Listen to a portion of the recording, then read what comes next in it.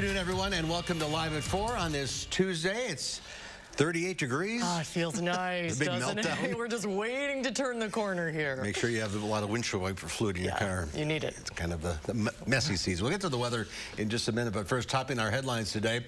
Students walk out of school in the Twin Cities area to protest the no-knock policy and death of Amir Locke. The Dane County Sheriff is offering some new information about the officer-involved shooting from last Thursday. And how a woman's own children helped her launch a new children's museum. We'll take you to Sun Prairie to see that. Pretty exciting news. Let's take a look outside. A little drizzle, a few flurries. I don't know how long I'm going to be cross-country skiing. Oh, it's a perfect day today to do it, though. Oh, yeah. Don't you get too hot? We could use a little more snow. Yeah. The trails are getting pretty beat up. Creme brulee out there. Yes. Crusty on the top. Dane is in the backyard. You were skiing yesterday. I was downhill skiing, though, yesterday, and the conditions are just prime. I was up in Wausau at Granite Peak. A beautiful, beautiful day. The secret is to go on Monday, because that's when you can avoid all the crowds. Now, for us, we are starting to get just a little sparse in our snow cover out here on the patio. The snow receding quite a bit, and at least in my backyard we have a few grass patches. Tonight we'll have a few flurries and some drizzle spots building in, but it's really not going to be enough to help us add any more to that snow depth. In fact, our Doppler track's quiet right now, and outside we're seeing that cloud coverage for us this evening. Temperatures in the upper 30s. That's a nice change.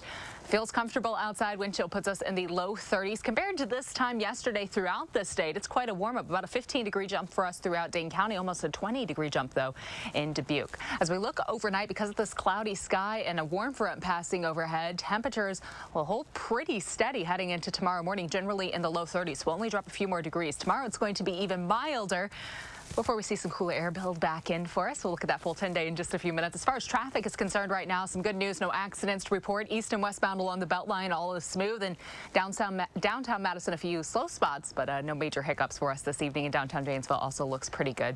Drive times to get from the Beltline to Janesville, about 25 minutes, 16 minutes to get from Middleton to Sauk City, and downtown to Sun Prairie, sitting closer to 17 minutes. We'll take a closer look at that flurry chance for tonight and the warm-up for tomorrow in just a few. All right, we'll see you then, Dana. Thank you.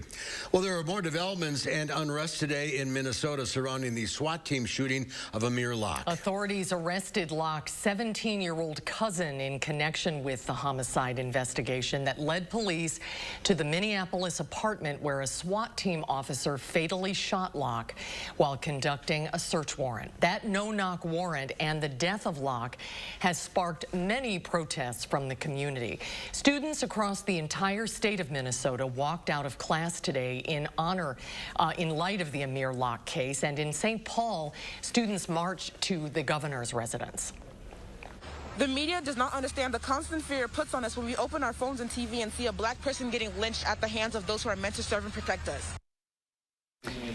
The death of Locke, who was black, has sparked protests and prompted an immediate re-examination of no-knock arrest warrants, with Minneapolis Mayor Jacob Frey last week announcing a moratorium while the city brings in outside experts to study its policy. Dane County Sheriff's officials confirmed the identity of a man injured in an officer-involved shooting last week.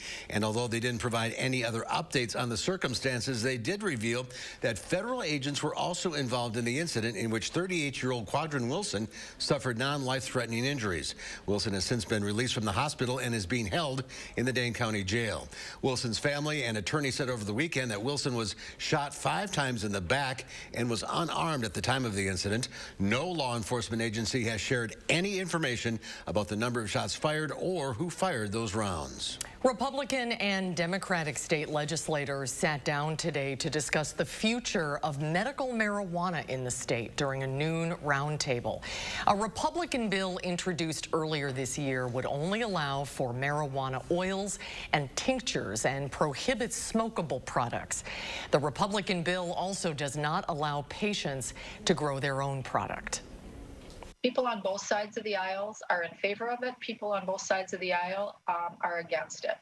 And we need to start the conversation, let the public weigh in on it, and come out with the best piece of legislation at the end. I think they're both pretty fresh and new, and I don't think either of them is going anywhere in the assembly. I suspect, based on sort of conversation from leadership over the years and what we've heard them say publicly, that I'm not sure Republicans in the assembly are at the point where they're willing to move on any of this. Subeck said the state of Wisconsin would benefit from a well-regulated marijuana marketplace to benefit from the taxes that the system can provide. The parents of a school shooting suspect appeared before a Michigan judge to face their own charges. James and Jennifer Crumley were in a Michigan courtroom for a preliminary hearing today. The couple faces 4 counts each of involuntary manslaughter for November's deadly shooting at Oxford High School. They are accused of getting their son, Ethan, a gun while ignoring signs of mental instability and not locking up the weapon properly. Ethan Crumley used that gun to shoot and kill 4 students during a rampage at the school. 7 others were injured, including a teacher. Ethan Crumley is expected to plead guilty to murder charges by reason of insanity. Second gentleman Doug Emhoff was interrupted during a presentation today due to a security threat at Dunbar High School in Washington, D.C. Police confirmed a bomb threat was made to the school. Once police were notified of the threat, students and staff, including the second gentleman, were evacuated. Police and United States Secret Service are investigating. The Secret Service says Mr. Emhoff is safe following the incident. The White House kicked off a day of action to call on all eligible Americans to fill their taxes in order to receive the child tax credit as well as the earned income tax credit for 2021. The monthly benefit has already expired, but now some lawmakers and family groups are demanding its renewal. Skylar Henry has more from Capitol Hill.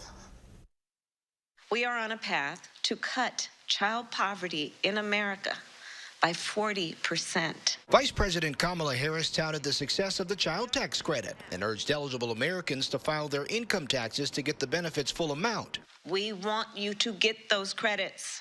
Working families deserve a break. The child tax credit was a part of last year's American Rescue Plan pandemic relief law, and it included 6 months of payments per child for those under age 17. The monthly child tax credit checks have made an enormous positive difference in the lives of moms, children, and family across the country. Kristen Rao-Finkbeiner of the group Moms Rising says families who've used the tax credit to help pay for things like food, rent, and child care are now facing a crisis after it expired last month. We absolutely need the child tax credit to continue so parents can go to work, so children can thrive, so people can earn living wages and move our country forward, and also address the rising costs. Tuesday, a group of House and Senate Democrats said they wanted to pass an extension of the child tax credit with a simple majority using a process called reconciliation. But that would require the support of all 50 Senate Democrats, and West Virginia's Joe Manchin has voiced opposition, saying it should include a work requirement. My argument with Senator Manchin is give us a chance to let this work. Let's see how it works over the next year. It's worked well over the last 6 months. The House passed an extension of the tax credit as part of the president's Build Back Better Act, but the bill stalled in the Senate. Skylar Henry, CBS News, Capitol Hill. And the IRS is telling all Americans to file as soon as possible, preferably electronically this year, so that tax refunds can be received in a timely fashion. The agency also says those who received a child tax credit letter with incorrect information can get the right info from the IRS.gov website before filing. And if you're a parent, your tax refund might be smaller this year. That's because you may have already received part of your enhanced child tax credit in 2021. Usually parents claim the credit on their tax refunds to help fuel refunds, on the returns that is, but families of 61 million children were sent half of the credit in monthly payments. The Internal Revenue Service has sent letters to families breaking down how much money they've received so far. Parents now have to determine the remaining amount of credit that they can claim on their tax return.